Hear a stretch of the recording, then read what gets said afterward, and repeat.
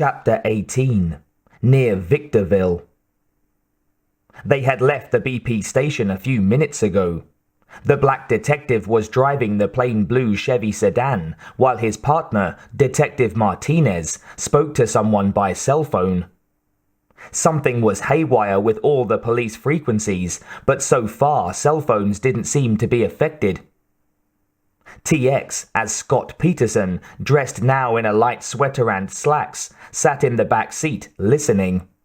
There was trouble not too far away from here. The San Bernardino County Sheriff's Office and State Police had been called in, along with an LAPD SWAT team. "Perps are still holed up?" Detective Martinez said. He nodded. "Gotcha." He broke the connection and turned to TX. "Good news. Your girlfriend's okay." "Where is she?" TX asked. Martinez glanced forward. "Valley of Peace Cemetery. But they're going to bring her downtown." TX drove its left hand through the back of the front seat, its fist emerging from the black detective's chest, the fingers grabbing the steering wheel in a spray of blood, shattered bone, and torn tissue. Martinez reared back, not able to grasp what he was witnessing, except that it was bad, worse than he'd ever seen. "Oh, Jesus God!" he blurted. He grabbed for his piece beneath his jacket, but TX smashed the man's head into the passenger side window with its free hand, breaking out the glass and shattering the detective's skull. TX drilled into the Chevy's dash panel and connected with the automobile's computers. The cemetery was highlighted on a map in its heads-up display. Its arm still through the detective's chest, TX hauled the car into an accelerating U-turn and headed off.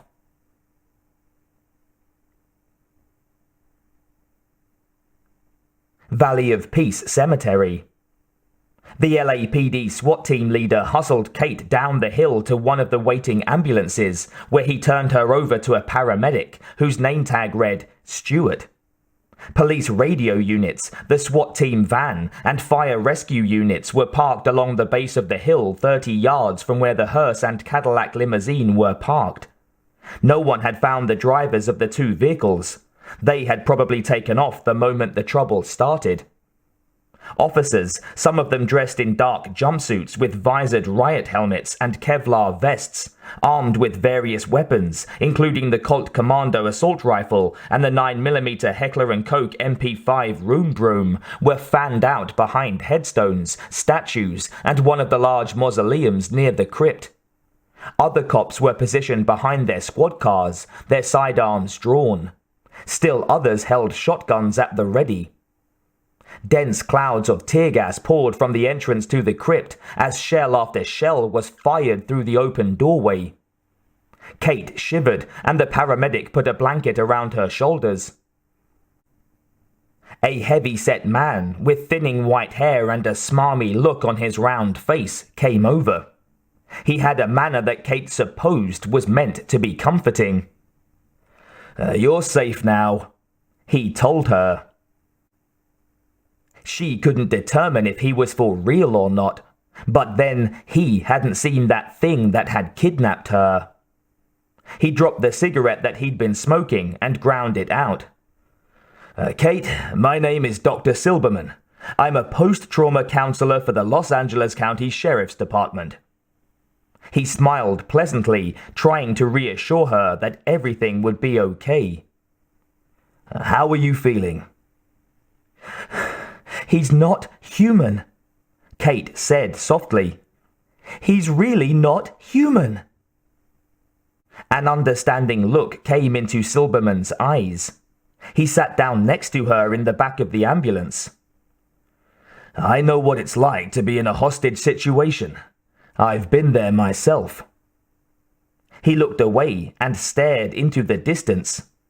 He had been there. He knew. The fear, the adrenaline. You find yourself imagining things. Impossible things.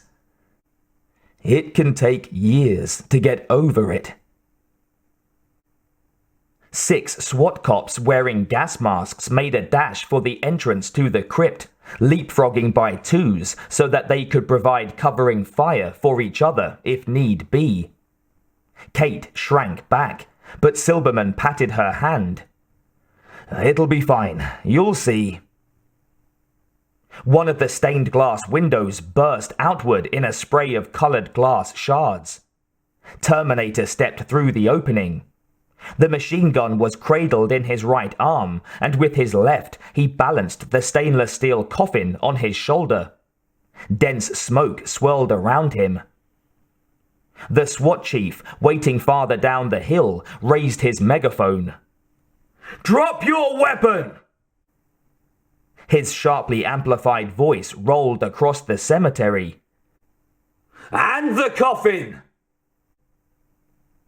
Terminator headed down the hill away from the crypt towards the pet van without breaking stride, looking neither left nor right. Kate's heart hammered out of her chest. Dr. Silberman jumped to his feet. The SWAT team at the entrance to the crypt swung around and opened fire. Bullets slammed into Terminator's back, ricocheted off the coffin with angry whines, and tumbled away at oblique angles. They crab-walked behind him down the hill, laying down a continuous line of intense fire. Some of the bullets struck the pet van, opening the gas tank, and it caught fire with a dull thump. Terminator paused momentarily, then turned and took a couple of steps towards the hearse, parked about 20 yards away. He was still taking heavy fire to his torso, his legs, and to the back of his head. He stopped again, raised the Stoner machine gun, and began spraying the cemetery in a long looping arc. The large caliber bullets shattering headstones, cutting down small trees and statues, and destroying several police cars. His targeting computer, which showed up as a reticle in his heads-up display, overlaid with the heat signatures of humans, was meticulous in avoiding non-mechanical targets. The police officers and SWAT team crew dove for cover. Silberman's face turned ghostly white. He stammered something incomprehensible. Kate got to her feet, the blanket falling off, and she backed away from the ambulance. "They can't stop him," she babbled. "We have to get out of here." She turned, but Silberman was already gone, running as fast as his legs could carry him away from the battle zone. "Oh, God!" Kate cried, and she started after him.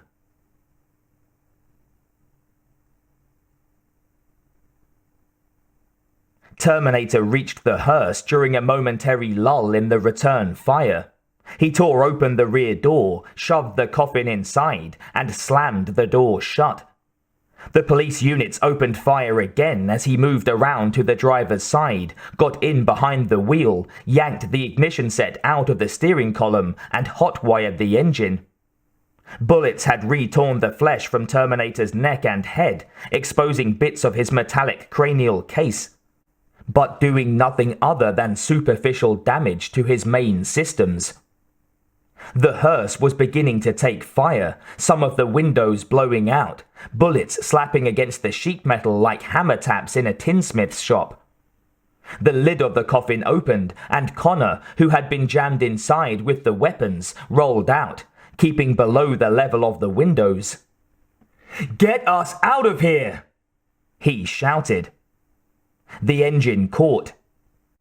"We must reacquire Catherine Brewster," Terminator said. He swiveled his head and did a quick scan of the cemetery with his sensors. "Why?" Connor demanded. "What makes her so goddamn important?" "Through her, you make contact with the remnants of the US military and learn to fight Skynet, forming the core of the resistance," Terminator said. They were taking a lot of heavy fire, but Terminator acquired 2 moving targets. One of them was a 96.55534% probable match to Catherine Brewster. He slammed the hearse into low and peeled out. Later, your children become important when... Terminator continued, as if nothing else was happening. Whoa! Connor stopped him. What? She is your wife, Terminator said, matter-of-factly.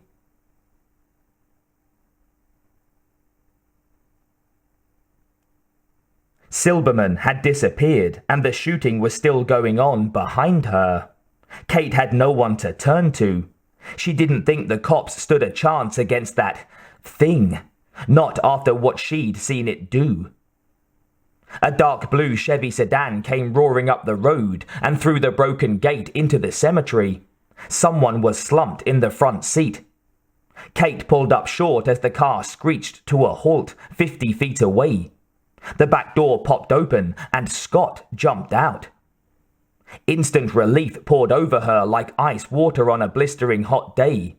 She couldn't believe it. Scott, here. Scott! She cried, starting for him. Oh, thank God! TX moved towards Kate, morphing as he seemed to glide over the grass, back into the persona of Nancy Nebel in the rust-colored Gucci leather suit. Her right arm was changing into the plasma weapon, and Kate stopped in mid-stride. This was the same monster from the pet clinic, the one who had killed Betsy, the one who had nearly killed them all. No! Kate moaned, stepping back. Was there no end to this insanity? TX raised her plasma weapon, the blue glow surrounding her arm, as the unit came to a full charge.